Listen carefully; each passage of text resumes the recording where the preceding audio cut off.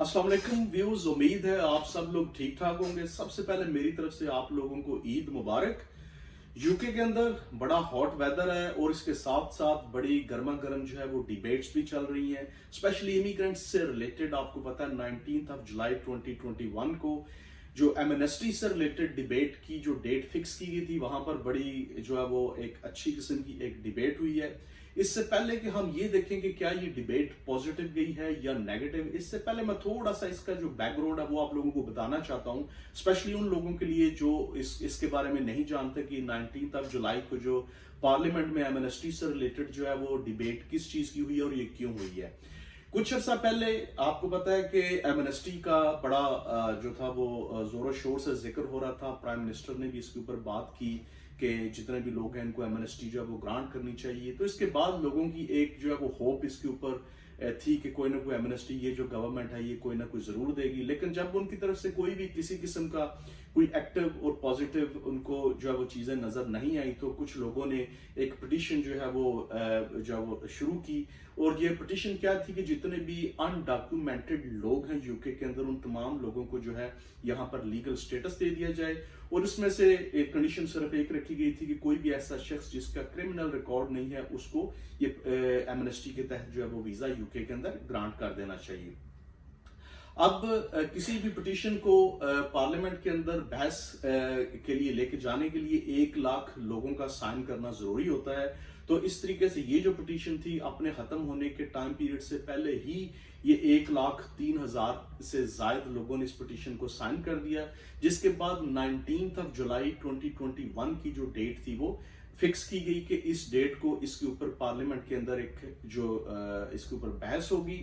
तो 19 जुलाई के ऊपर इसके ऊपर बहस हुई और उसमें जो इनिशियल इसकी बहस से पहले जो गवर्नमेंट का रिस्पांस था इसके ऊपर वो बड़ा नेगेटिव रिस्पांस था। उन्होंने ये कहा था कि हमारे पास जो ऑलरेडी यूके के अंदर जो कानून मौजूद है, वो जो इमिग्रेशन रूल्स और लॉ एग्जिस्ट करता है वो सफिशिएंट है और वो उसके तहत जो लोग हैं वो ऑलरेडी अपने आप को सेटल कर रहे हैं, वो क्वालिफाई कर रहे हैं। और अगर हम इस तरीके से कोई पिटीशन देते हैं तो इससे बहुत सारे वो लोग जो कि इस इमिग्रेशन रूल्स और लॉ की ब्रीच कर रहे हैं उनको भी फायदा होगा और इस वजह से हम इस एमनेस्टी के हक में नहीं। ये उनका इनिशियल रिस्पॉन्स था डिबेट से पहले। अब 19 जुलाई को जब इसके ऊपर जो थी बहस जब हुई, तो इसको जो पिटीशन को लीड किया वो टॉम हंट थे एमपी, और जो गवर्नमेंट की तरफ से जो इसको रिस्पॉन्स कर रहे थे उनका नाम जो था वो केवन था। और ये पिटीशन जो है अराउंड 6:15 पे ये पिटीशन शुरू हुई और 7:42 तक ये पिटीशन जो है वो एंड होगी। और इस टाइम पीरियड के दौरान डिफरेंट जो पार्टीज थी उन्होंने इसके अंदर हिस्सा लिया। कुछ पार्टीज ने फिजिकली इस पिटीशन के दौरान डिबेट के अंदर मौजूद थी। कुछ जो पार्टीज थी उन्होंने वीडियो लिंक के साथ जो इसमें हिस्सा लिया और इसके ऊपर बहस की। शुरू में ऑफ कोर्स जो इस पिटीशन को लीड कर रहे थे टॉम हंट, उन्होंने इसको ब्रीफली बताया कि इसके ऊपर क्या होने जा रहा है। उसमें उन्होंने बताया कि ये पिटीशन क्यों लाई जा रही है, इसकी क्या रीजन है और ये कौन कौन से लोग इससे फायदा उठाने जा रहे हैं। उन्हें इसको ब्रीफली एक्सप्लेन ये किया था कि जितने भी लोग यूके के अंदर मौजूद हैं, अगर उनका क्रिमिनल ऑफेंस नहीं तो उन लोगों को पिटीशन के तहत जो है जो उन्होंने फाइल की है उसमें उनकी रिक्वेस्ट ये है कि उनको एक एमनेस्टी के तहत तमाम लोगों को सेटल कर दिया जाए। अब उसमें जो सिंपली जो टाइमिंग थी कहीं भी जिक्र नहीं था इसका भी उन्होंने जिक्र किया कि चाहे कोई बंदा 10 साल से यूके के अंदर मौजूद है या कोई बंदा लास्ट वीकेंड पे आया है तो वो भी बंदा इसके लिए क्वालिफाई करता है। इसके लिए अंदर इस पिटीशन के अंदर कोई भी टाइम पीरियड जो है वो मेंशन नहीं किया गया था कि इस टाइम पीरियड के अरसे के दौरान कोई यूके में मौजूद है, चाहे वो 1 दिन पहले आया है चाहे 10 साल पहले आया, तो तमाम के तमाम लोग जो है वो जो पिटीशन के अंदर एमनेस्टी डिमांड की गई थी उसके अंदर तमाम के तमाम लोग क्वालिफाई करते हैं। इसके साथ ये भी जिक्र किया गया कि कोविड की वजह से चूंकि काफी ज्यादा लोग जो हैं वो अफेक्ट हुए हैं और स्पेशली जो अनडॉक्यूमेंटेड इमिग्रेंट्स हैं वो जितने भी वैक्सीनेशन सेंटर्स हैं उसका रुख करते हुए डरते हैं ताकि उनके साथ कोई प्रॉब्लम ना आए। तो जिसकी वजह से जो कम्युनिटी है उसके अंदर जो मुकम्मल तौर पर इसका कोविड का और वैक्सीन लगाने के बावजूद जो मुकम्मल तौर पर जो कंट्रोल है वो हासिल नहीं किया जा सकता, उसकी रीज़न ये है कि जो अनडॉक्यूमेंटेड लोग हैं जब वो वैक्सीन नहीं लगवाएंगे तो वो लोग जो वैक्सीन लगवा भी चुके हैं तो इसका मुकम्मल तौर पर जो कोरोना उसका मुकम्मल तौर पर रोकथाम नहीं हो सकती जब तक कि तमाम लोगों को वैक्सीन ना लग जाए। इसकी एक ये मेन रीज़न भी देगी। साथ ये भी किया गया कि अभी जितने भी अनडॉक्यूमेंटेड लोग हैं अगर इनको इस एमनेस्टी के तहत जो है वो वीज़ा ग्रांट कर दिया जाता है तो ये लोग जो है वो टैक्स पे करेंगे और यहाँ की जितनी भी सोसाइटी है उसके अंदर इनकी और ब्रिटिश सोसाइटी के अंदर इनकी कंट्रीब्यूशन होगी, प्लस फाइनेंशियली तौर पर इकोनॉमिकल इनकी जो है वो कंट्रीब्यूशन होगी, उसका भी इसका जो है वो फायदा हो सकता है। अब ये जो बहस थी इसके अंदर मुख्तलिफ जो पार्टीज थी उनके जो एमपीज थे उन्होंने इसके ऊपर डिस्कशन की। कुछ लोगों ने इसके हक में बात की, कुछ लोगों ने इसके खिलाफ भी बात की, लेकिन जो मेजॉरिटी ऑफ जो लोग थे उन्होंने इसके हक में बारे में बात की। और इवन कुछ लोगों ने अगर इसके अगेंस्ट भी बात की है तो उन्होंने एटलीस्ट ये जरूर शो किया है कि वो उनकी जो सिंपथीज हैं ऐसे लोगों के साथ जरूर मौजूद हैं और वो किसी ना किसी हद तक इनको सपोर्ट करते हैं। लेकिन एट द सेम टाइम उनका कहना ये था कि भी अगर इस तरीके से सब लोगों को एक एमनेस्टी ब्लैंकेट के तहत तमाम लोगों को वीजा ग्रांट कर दिया जाए तो जो स्पेशली गवर्नमेंट का जो एक स्टैंस है इमिग्रेशन कानून के ऊपर या जिस तरह इमिग्रेशन कंट्रोल करने के लिए वो एक डे बाय डे नए कानून लेके आ रहे हैं तो उसका उनका ये कहना था कि इसके ऊपर जो मुकम्मल तौर पर ये एमनेस्टी उसके अगेंस्ट आएगी और इस तरीके से वो अपने बॉर्डर्स को कंट्रोल नहीं कर पाएंगे और जितने भी जो इलीगल इमिग्रेंट्स हैं वो यूके में वो उनको ये इनवाइट करने वाली बात है, वो इसमें डे बाय डे जो है यूके के अंदर इंक्रीज होते जाएंगे। अच्छा, इसके ऊपर जो डिफरेंट एमपीज थी उनकी बड़ी इंटरेस्टिंग डिबेट थी इसके ऊपर। सबका जिक्र मैं ज़ाहिर नहीं कर सकता अदरवाइज वीडियो बहुत लंबी हो जाएगी, लेकिन मैं क्या करूंगा कि अपने चैनल के नीचे जो मुकम्मल तौर पे जो पार्लियामेंट के अंदर जो सारी की सारी डिबेट हुई है उसका मैं लिंक शेयर कर दूंगा। आप उस लिंक को देख के वहां पर देख सकते हैं कि क्या क्या बात हुई। इसी तरीके से अगर आप उसको देखना नहीं चाहते, मुकम्मल तौर पर पढ़ना चाहते हैं तो उसका ट्रांसक्रिप्ट मौजूद है, वो भी लिंक जो है वो मैं अपनी वीडियो के नीचे वो लिंक जो है वो मेंशन कर दूंगा। आप सारे का सारा ट्रांसक्रिप्ट पढ़ सकते हैं कि वहां पे क्या क्या बात हुई, कौन से एमपीज ने जो है वो सारी इस मौके पे क्या जो है वो डिस्कशन की है। कुछ एमपीज का जो है वो मैं मेंशन कर देता हूँ जो कि मुझे क्वाइट इंटरेस्टिंग लगा था। उसमें जो एसएनपी की जो स्कॉटलैंड की एमपी थी मैकलॉफ्लिन, उनका कमेंट बड़ा ज़बरदस्त था। उन्होंने सबसे पहले उन्होंने ही इसके ऊपर क्वेश्चन रेज करने स्टार्ट किए थे इसके ऊपर और उन्होंने मेंशन किया कि ये जितना भी पिटीशन जो आई है एमनेस्टी की, इसके पीछे जो आइडिया है ये बेसिकली प्राइम मिनिस्टर का ही दिया हुआ है, चूँकि प्राइम मिनिस्टर ने कई दफ़ा जो एमनेस्टी के बारे में जिक्र किया था कि जितने भी यहाँ पे लोग मौजूद हैं यूके में अनडॉक्यूमेंटेड लोग, उनको किसी न किसी एमनेस्टी के तहत यहाँ पर सेटल कर देना चाहिए ताकि अगर वो टैक्स नहीं पे कर सकते तो नहीं कर रहे एट दिस डे, तो अगर उनको यहाँ पर सेटल कर दिया जाए तो वो शायद एक टैक्स का जो एक टैक्स पेयर का वो में कंट्रीब्यूशन उनकी होगी, वो टैक्स पे करेंगे यहाँ पर और छुप के काम करने की बजाय यूके की जो इकोनॉमी है उसको भी वो उसके अंदर उनकी पार्टिसिपेशन होगी और उसको वो बूम करेंगे। इसी तरीके से वहां पर एक दूसरे एमपी थे लेबर के शर्मा, उन्होंने बड़ी अच्छी बात की। उनका ये कहना था कि जितने भी ये जो लोग हैं इलीगल इमिग्रेंट्स या अनडॉक्यूमेंटेड लोग, ये इस मुल्क के दुश्मन नहीं है, बल्कि ये बेचारे तो अपनी फैमिलीज और अपने लिए यहाँ पर हार्ड वर्क करके काम करके तो ये उन लोगों का फ्यूचर सिक्योर करना चाहते हैं। उन्होंने बड़ी अच्छी बात की कि देखें जो लोग इतने अरसे से यहाँ पर मौजूद हैं, अगर उनकी फैमिलीज यहाँ पर मौजूद हैं, अगर वो यहाँ पर ऑलरेडी यूके के अंदर मौजूद हैं, लोगों को कई कई साल गुजर गए, अब उनके अपने कंट्रीज के साथ मुकम्मल तौर पर कोई भी उनके कनेक्शंस नहीं है, वो यहाँ पर मुकम्मल तौर पर ब्रिटिश सोसाइटी के अंदर उनकी इंटीग्रेशन है, तो ये लोग इस मुल्क के दुश्मन नहीं है, बल्कि ये बेसिकली आपसे सिंपली एक ऐसी रिक्वेस्ट कर रहे हैं कि इतना अरसा गुजर जाने के बाद अब इन लोगों के साथ जो एक खास किस्म का इनके साथ जो बिहेवियर जो है वो एक रखा जा रहा है और इनको यहाँ पर सेटल करने की बजाय जो है वो इनको इनके अगेंस्ट एक हॉस्टाइल एनवायरनमेंट क्रिएट किया गया है, तो ये उसकी बेस पे एमनेस्टी लेके आए हैं, तो इन लोगों को उसकी बेस के ऊपर जो है वो लाजमी तौर पर जो है वो इनको सेटल करना चाहिए। अब उसमें कंजर्वेटिव्स के जो एमपी थे एडम, उन्होंने इसके अगेंस्ट बात की।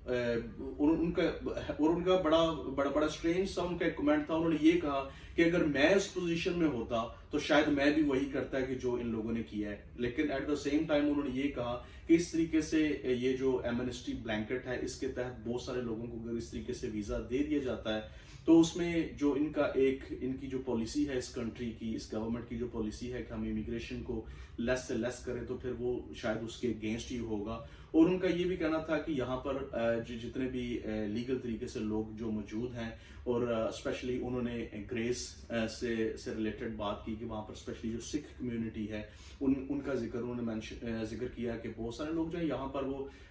ऑलरेडी सेटल है। उनका साथ उन्होंने मेंशन किया कि ये लोग जो है वो चूंकि प्रॉपर वे से एक यहाँ पे सेटल है, तो इस वजह से ऐसे लोगों को कि जो कि इस तरीके से भी एमनेस्टी के तहत तमाम लोगों को जो है वो दे देना एमनेस्टी, ये ठीक नहीं है। लेकिन एट द सेम टाइम उन्होंने ये जरूर कहा कि अगर इन लोगों को जो वैक्सीनेशन सेंटर्स की तरफ लाने में अगर कोई भी जो एफर्ट होगी, मैं उसमें मुकम्मल तौर पर साथ दूंगा। और लेकिन एज अ होल उन्होंने एमनेस्टी को सपोर्ट नहीं किया। इस तरीके से मेजॉरिटी ऑफ द जो एमपीज थे, अगर आप उनका एज अ होल देखें तो उन लोगों ने इस एमनेस्टी को सपोर्ट किया है। और उन लोगों को जो अनडॉक्यूमेंटेड लोग हैं उनको उन्होंने सपोर्ट किया। और उन्होंने एमपीज ने बहुत सारी मिसालें दी हैं कि किस तरीके से जो लोग उनके साथ कांटेक्ट किए और किस तरीके से लोगों ने सफर किया है। कुछ लोग जो है वो एप्लीकेशंस अपनी फाइल करने के बाद होम ऑफिस का ने किस तरीके से उनको इस तरीके से उनके केसेस का डिसाइड किया कि बेचारे लोग अनडॉक्यूमेंटेड हो गए हैं, जिसमें उन बेचारों का खुद कसूर नहीं बल्कि बहुत सारे डिसीजन जो वो होम ऑफिस की तरफ से ऐसे किए गए कि जिसकी वजह से अल्टीमेटली लोग जो है ये अनडॉक्यूमेंटेड होकर रह गए हैं। तो एज अ होल अगर इसकी डिबेट को अगर आप देखें तो ये डिबेट पॉजिटिव रही है। और मैं कहता हूं कि जिन लोगों ने ये पिटीशन जो है वो फाइल की थी और जिन लोगों ने उसके बाद इसको साइन किया, वो लोग मुबारकबाद के हकदार हैं। क्योंकि अब होगा क्या कि इस पिटीशन की जो इनिशियल डिबेट हुई है, यहाँ पर ये काम खत्म नहीं हो जाएगा, बल्कि इसके बाद क्या होगा, इसके ऊपर रीडिंग होगी और उसके बाद फर्दर डिबेट्स होंगी। जैसा कि एंड ऑफ डिबेट ये बात की गई और स्पेशली होम ऑफिस ने एज अ होल उन्होंने ऑफ कोर्स इसको मुकम्मल तौर पर अपोज किया। लेकिन होम ऑफिस इसकी तरफ से, गवर्नमेंट की तरफ से जो ऑफ कोर्स हम इसको अपोज जो वो ऑलरेडी एक्सपेक्ट कर रहे थे कि होम ऑफिस जो है या गवर्नमेंट की तरफ से जो मिनिस्टर है उनके वो इसको डेफिनेटली इसको अपोज करेंगे, तो वो कोई नई बात नहीं थी, चूंकि उनका अपोज करना बनता था। और उन्होंने कहा कि ऑलरेडी जो यूके के अंदर कानून एग्जिस्ट करता है वो सफिशिएंट है, उसके तहत लोगों को सेटल होना चाहिए।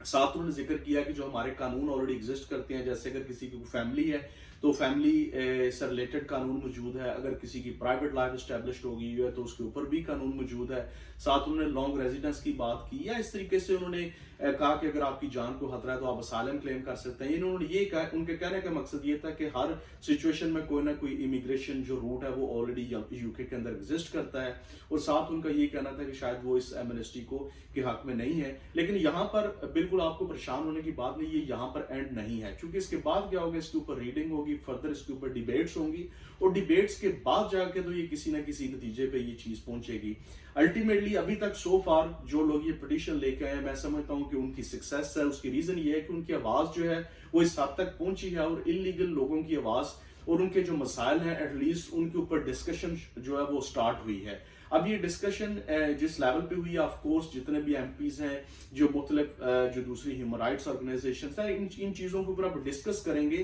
कि आखिर अल्टीमेटली इसको रिजॉल्व कैसे करना है, इसका हल क्या निकालना है। तो ये इटसेल्फ बड़ी सक्सेस है, क्योंकि इससे पहले क्या हो रहा था कि प्राइम मिनिस्टर ने वादा तो किया, एक दो दफा जिक्र भी किया, लेकिन उसके बावजूद अल्टीमेटली वो बात कहीं किसी नतीजे पे पहुंची नहीं, ना ही कहीं उसके ऊपर पार्लियामेंट के ऊपर कहीं बहस हुई, या उसके ऊपर एक दफा ऐसा हुआ है कि जिक्र पार्लियामेंट के ऊपर इसके ऊपर इनिशियली को थोड़ी बहुत जो है वो डिस्कशन हुई, लेकिन इतनी डिटेल से जो डिबेट है वो नहीं हुई कि जिसके अंदर जो है वो जितने भी अनडॉक्यूमेंटेड लोग हैं उनका जो है उनके मसाइल के बारे में जिक्र किया गया। और स्पेशली जो कोविड के बाद जिस तरीके से वो लोग सफर कर रहे हैं, फाइनेंशियल क्राइसिस है उन लोगों के ऊपर, प्लस जो कोविड वैक्सीन का जो इशू है जिसकी वजह से लोग वैक्सीनेशन सेंटर में नहीं जा रहे, या अल्टीमेटली उनके सेटल होने की किसी भी तरीके से जो वो बात नहीं हो रही थी। तो इस पिटीशन के तहत एटलीस्ट जो है वो एक बात है, एक डिबेट शुरू हुई है। और हमेशा मैं देखता हूं कि लोग बहुत सारे जो है वो कमेंट्स करते हैं जी कि ये पिटीशन बिल्कुल फजूल है, इसमें कुछ भी नहीं होगा। तो मेरा ख्याल है अब उन लोगों को ये सोचने की जरूरत होगी कि वो लोग देखें जिन्होंने इसको साइन किया, तो एटलीस्ट इसके ऊपर कोई डिबेट हुई, इसके ऊपर कोई बात होना स्टार्ट हो गई। तो ये इटसेल्फ एक बहुत बड़ी सक्सेस है और मैं उन लोगों को स्पेशली मुबारकबाद देता हूं कि जिन्होंने इसके ऊपर पार्टिसिपेट किया। और मुझे सुनने में आया कि कुछ लोग वहां पर जो डाउनिंग स्ट्रीट में कल गए भी हैं, सॉरी उसको 19 को वहां पर वो गए भी हैं, वो लोग भी मुबारकबाद के हकदार हैं। देखिए, अगर आप अपनी आवाज खुद बुलंद नहीं करेंगे तो कोई भी आपकी आवाज नहीं सुनेगा। इस वजह से ये आप लोगों की सक्सेस है, अपनी आवाज को बुलंद करें। और अभी भी मैं कहता हूं कि अपने एमपी से कांटेक्ट करें, उनको बताएं कि जब नेक्स्ट टाइम जो है वो इसके ऊपर डिबेट हो तो वो इसमें पार्टिसिपेट करें और वो आपके हक में बात करें और आपके मसाइल को बताएं। और प्लस आप लोग जब अपने एमपी से कांटेक्ट करते हैं तो उनको सिंपल ये ना कहा करें कि भाई हमारे साथ ये प्रॉब्लम है, बल्कि उनको डिटेल से एक्सप्लेन किया करें कि किस तरीके से आप यूके में रह रहे हैं, आपके बच्चे किस तरीके से अफेक्ट हो रहे हैं, आप कैसे इनिशियली यहाँ पर आए। और अगर आपको किसी तरीके से होम ऑफिस की तरफ से प्रॉपर रिलीफ नहीं मिला, या एटलीस्ट अगर किसी तरीके से आप ओवरस्टेयर हो गए और उसमें आपको नजर आता है कि होम ऑफिस की कोई गलती थी, तो ये भी साथ उनको एक्सप्लेन किया करें।